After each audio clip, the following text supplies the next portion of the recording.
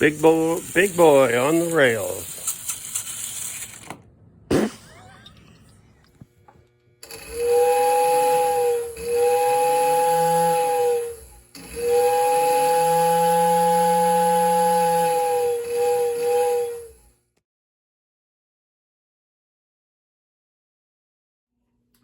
Hello everybody, welcome back to Old, Frail, and Decrepit.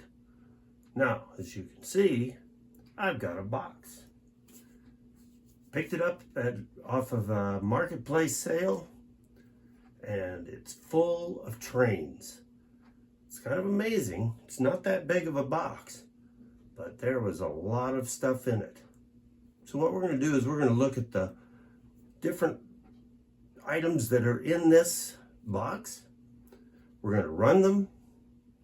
You're going to see them in their original condition and after they've had a little bit of a bath, and a little oil, and a little lube. So sit back and enjoy. Oh, by the way, what would a box of trains this size cost? Well, this one cost $80. But you look and see. Tell me, do you think I got a good deal or not?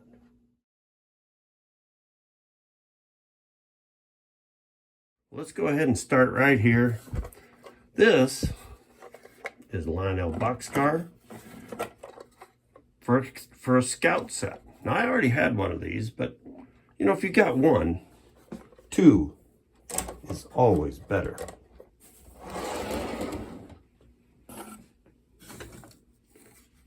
Now, as you can see, this is part of a caboose. Now, it was a complete caboose when I first started it. And as you can see, the shell is broken. So I went and took it apart, took the wheels off it, and used it to fix a couple of the others that the couplers were missing or broken on. So just to show what was there.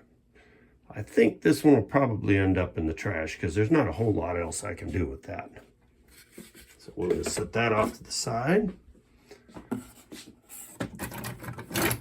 And here is a chassis off of another caboose that was broken. You can see here that the coupler on it is bent upward, but a little bit of tweaking and that'll be ready to go for some other caboose.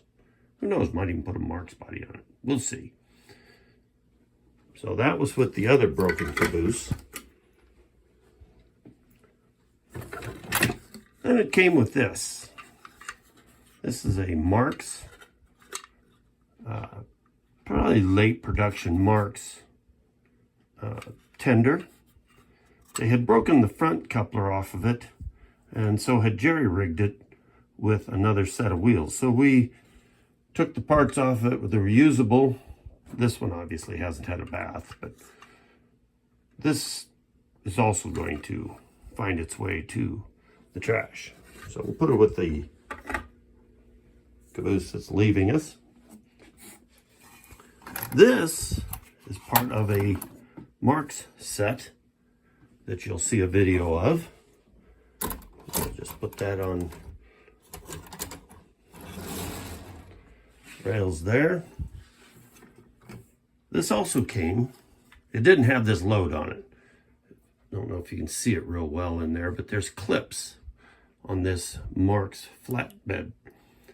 Well, I thought it looked really nice, so I went and got my Erdl grater and I snapped it onto there. Looks pretty good. And I've run it around a few times, so it clears all of the overhangs and everything. Again, with that Marx set, we have this gondola, fairly common gondola.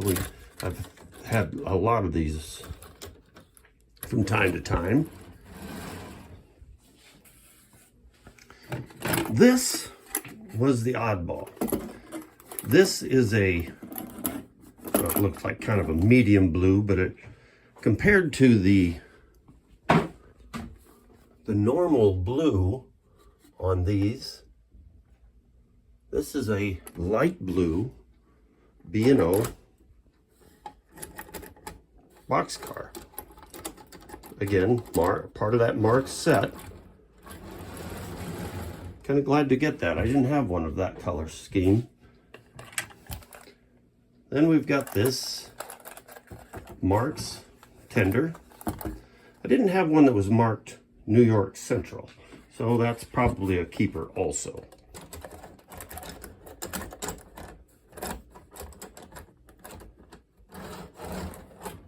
As you can see, the Marx tilt couplers, they're really nice for connections. And the Marx locomotive, it's a 1666, complete, it smokes, it runs, really nice. I've got several of these, and for the most part they are really nice little locomotives. The only thing is they are plastic, so they have a very limited ability to pull. Now we get into the Lionel stuff. Got a 8302. Now this is the second one of these I've got. Now this one has the front trucks on it. The one I had before didn't have front or rear trucks. I actually added them to mine. And this locomotive didn't come with a tender. I think they were actually using that broken Marx tender with it. Then we have the 8040. This is also an MPC era, like the 8302. And got a nice tender with that.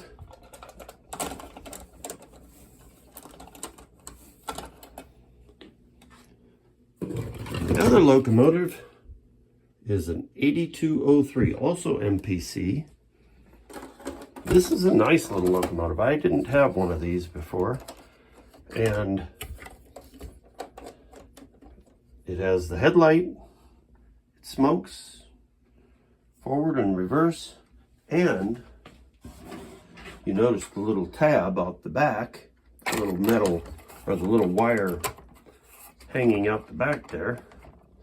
It is a sound of steam, or as one person called it, sound of static, but it does work.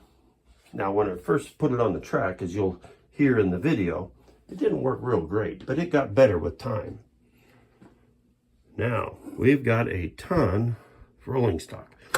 We got two complete Lionel Cabooses. Now I think I changed one of these out to a different frame, because or different chassis, because the chassis it was on was kind of on the junky side. And a work caboose, which I re-glued. The parts actually were coming off of the flatbed, so I've put that one back together. This is an NPC era gondola. Now it's super light, but it does roll very, very well. And of course, for a long train, that lightness is a big advantage. Then we got a 6112 gondola. This would have been a post-war. Another 6112, a little different shade, color.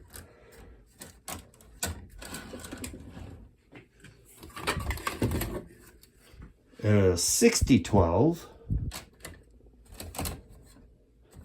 Whoever had this train set really liked their gondolas. Apparently they had a similar thought that I do, that for play value for a kid, a gondola is the ideal thing. Then we've got these, I've got two of these 64-62 gondolas. Now, the one thing about these is they are heavy. And you'll see that the 8203 had a little trouble pulling it at first. Then we got a 2500 hopper car. And this I was kind of pleased to see, because I didn't have any Canadian National rolling stock at all, and there are 2 hopper cars that came in this box. And then we have this Swift 6050 boxcar, and it's set up as a piggy bank. Of course, I'm thinking if the kid's very frugal at all and starts saving some money, it's going to get too heavy to actually pull around the track. And one last car, it's this 6014 Bosco chocolate flavored syrup boxcar. And as you can see, this is one of the ones that I had to repair. I think the coupler had broken off of it, so I took one of the trucks off of a broken caboose and repaired that.